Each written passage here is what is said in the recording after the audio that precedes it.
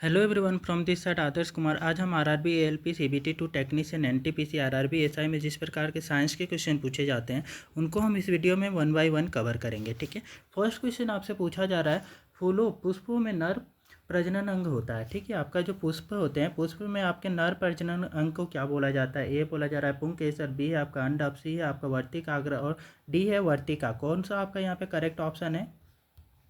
तो option number A हमारा correct है। ठीक है, फूलों में जो आपका प्रजनन अंग होता है उसको हम पुंकेसर बोलते हैं। ठीक है, तो ए आपका क्या है? करेक्ट आंसर है। अगले क्वेश्चन पे आते हैं। तो नेक्स्ट यहाँ पे पूछा जा रहा है, नर युग्मक और मादा युग्मक के संलग्न को कहते हैं। ठीक है, ए बोला गया किण्वन और बी है आपका बौनापन, सी है मधुमेह और डी है इनमें से कोई नहीं। कौन सा ऑप्शन करेक्ट होगा यहाँ पे?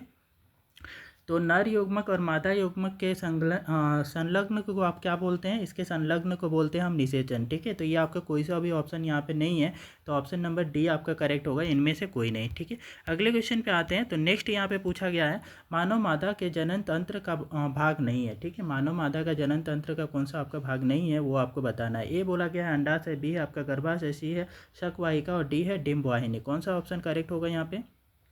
तो ऑप्शन नंबर सी करेक्ट है, शक वाहिका। ठीक है, शक वाहिका आपका मादा जनन अंग का भाग नहीं है। ठीक है, अगले क्वेश्चन पे आते हैं। तो नेक्स्ट यहाँ पे पूछा जा रहा है नेक्स्ट क्वेश्चन में कि किसी माध्यम में छोटे कणों से निलंबन को कहा जाता है। ठीक है, कोई सा एक माध्यम है, कोई सा एक मीडियम है जिससे आप लाइट को जब पास करते हैं तो लाइट आपका छोटे छोटे कणों से आपका निलंबित हो जाता है। ये निलंबन को क्या कहा जाता है? ए बोला गया है कि आपका ये कोलॉइड है और बी आपका क्या पुंज और सी है आपका प्रकाश और डी इनमें से कोई नहीं। ये जो माध्यम है उस माध्यम का नाम बताना है। ठीक है, ये माध्यम को क्या बोलते हैं? ठीक है, ये बोला गया है कोलॉइड। ठीक है, तो कोलॉइड आपका करेक्ट आंसर होता है ना। कोलॉइडल सॉल्यूशन क्या होते हैं? जैसे मिल्क का सॉल्यूशन ले ले, जिसमें आपके छोटे छोटे जो पार्टिकल्स होते हैं उनसे होकर के जब लाइट पास होती है, ठीक है, लाइट को आप इसमें पास करेंगे, मान लें कि एक टॉर्च ले लेते हैं। ठीक है, और इस टॉर्च से लाइट को पास करते हैं तो क्या होता है कि टॉर्च से जाने वाली जो लाइट है इसके थ्रू जो कोलॉइडल सॉल्यूशन है उसमें पूरा पाथ इसका विजिबल होता है, दिखता है। ठीक है, तो ये कोलॉइडल सॉल्यूशन का ये फीचर होता है। ठीक है, ये कंटेंट आपको अच्छे लग रहे हैं तो कृपया वीडियो को लाइक भी करें, शेयर भी करें और चैनल को सब्सक्राइब भी कर लें। अब अगले क्वेश्चन पे आते हैं। तो नेक्स्ट यहाँ पे आपसे नेक्स्ट क्वेश्चन में पूछा जा रहा है, नर युग्मक और मादा युग्मक के संलग्न को कहते हैं। ठीक है, ए आपका है किण्वन, बी है बौनापन, सी है मधुमेह, डी है इनमें से कोई नहीं। ठीक है, तो आपका अभी फिर से ये रिपीट हो गया, जल्दी से आंसर करेंगे कौन सा होता है। तो ये कोई नहीं। ठीक है, इनमें से कोई नहीं, निषेचन होता है एक्चुअली। ठीक है, तो यहाँ पे आपका कोई भी ऑप्शन करेक्ट नहीं है। अगले क्वेश्चन पे आते हैं। तो नेक्स्ट यहाँ पे पूछा जा रहा है नेक्स्ट क्वेश्चन में, यदि किसी वस्तु का प्रतिबिंब रेटिना के पीछे बनता है तो वह व्यक्ति किस दृष्टि दोष से पीड़ित है? ठीक है, कोई एक आपका जो है ना वस्तु है उसका रेटिना के पीछे प्रतिबिंब बन रहा है आंखों में, है ना, तो वो जो व्यक्ति है उसकी आंखें कौन से दृष्टि दोष से आपके प्रभावित हैं वो आपको बताना है। ठीक है, ए बोला गया है आपका दूर दृष्टि दोष से, बी आपका क्या निकट दृष्टि दोष से और सी है जरा दूर दृष्टिता से और डी है इनमें से कोई नहीं। कौन सा ऑप्शन यहाँ पे करेक्ट होगा?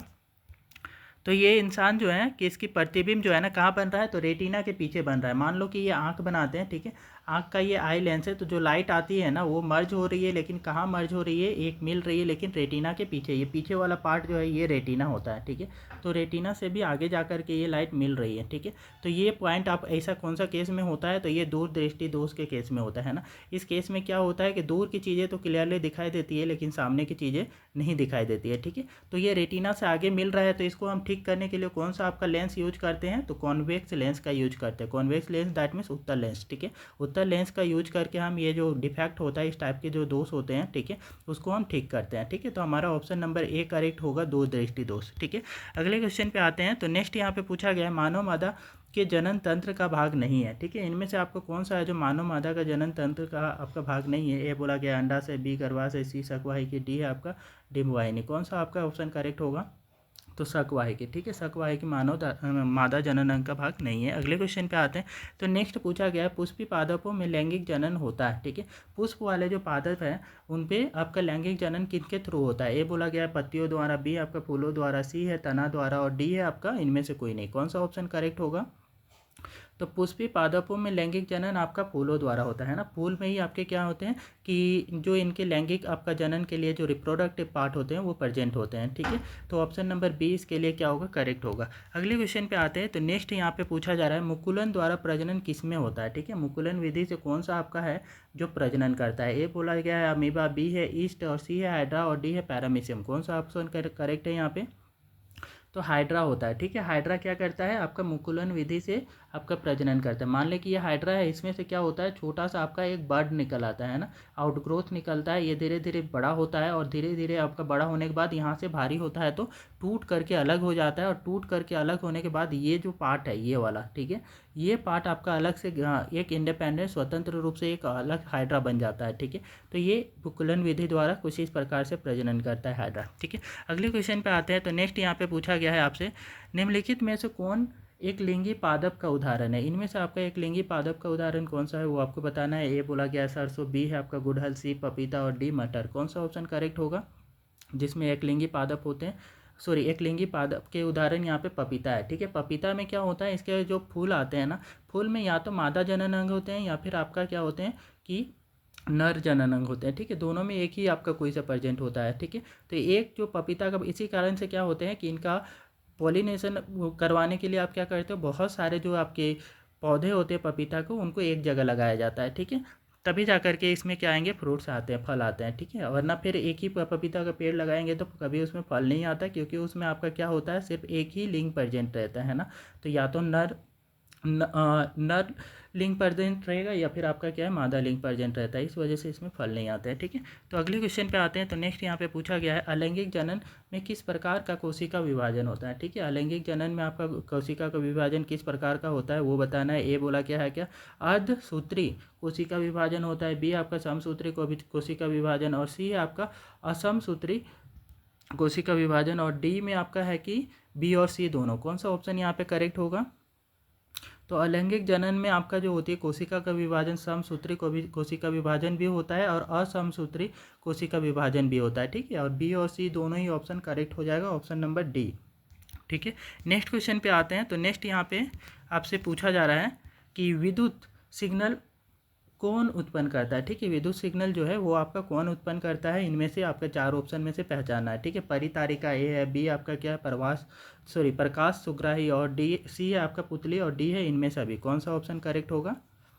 तो विद्युत सिग्नल जो होता है ना, वो आपका प्रकाश सुग्राही जो होती हैं वो प्रोड्यूस करती है, वो उत्पन्न करती हैं। कैसे करती हैं, तो जब रेटिना में आपका लाइट पड़ती है ना, तो ये लाइट वहाँ पे क्या रहता है, रेटिना के पास में ये ऑप्टिकल नर्व रहती हैं, ठीक है। प्रकाश सुग्राही आपका ऑप्टिकल नर्व को कहा जाता है। ये आपका क्या करती हैं, ये जो फोटो से आपका फोटो जो लाइट आपकी आई है और उससे जो प्रतिबिंब बना है उसको रिसीव करती हैं और इसको इलेक्ट्रिकल फॉर्म में कन्वर्ट करके ये ब्रेन तक पहुंचाते हैं, है ना। तो कुछ इस तरीके से काम करती हैं प्रकाश सुग्राही, इसको आपका ऑप्टिकल नर्व भी कहा जाता है, ठीक है। तो ऑप्शन नंबर हमारा बी करेक्ट होगा। अगले क्वेश्चन पे आते हैं। तो नेक्स्ट यहाँ पे पूछा जा रहा है, नेत्र गोलक का व्यास लगभग होता है ना, एक आँखों का जो गोला होता है उसका व्यास कितना होता है। ए बोला गया है आपका 2.3 सेंटीमीटर, बी है 2.4 सेंटीमीटर, सी है आपका 3.3 सेंटीमीटर, और डी है 3.4 सेंटीमीटर, ठीक है। बहुत ही ज़्यादा इंपॉर्टेंट आपका ये क्वेश्चन है, बताएंगे कौन सा ऑप्शन करेक्ट होगा। तो यहाँ पे 2.3 सेंटीमीटर करेक्ट होगा, है ना। नेत्र का जो गोलक होता है उसका आपका व्यास कितना होता है, 2.3 सेंटीमीटर, ठीक है। ऑप्शन नंबर ए करेक्ट है। अगले क्वेश्चन पे आते हैं। तो मानव नेत्र में उपस्थित लेंस है, ठीक है। आंखों में जो आपका लेंस होता है वो कौन सा लेंस होता है वो आपको बताना है, ठीक है। ए आपका बोल रहा है कि उत्तल लेंस होता है, बी है आपका इनमें से कोई लेंस नहीं होता, और सी है आपका अवतल लेंस होता है, और डी है इनमें से कोई नहीं। कौन सा ऑप्शन करेक्ट होगा। तो मानव नेत्र में उत्तल लेंस होता है, ठीक है। ऑप्शन नंबर ए हमारा इसके लिए करेक्ट है, ठीक है। ये जो वीडियो है आपको अच्छी लगी है तो कृपया वीडियो को लाइक करें, शेयर करें और चैनल को सब्सक्राइब कर लें।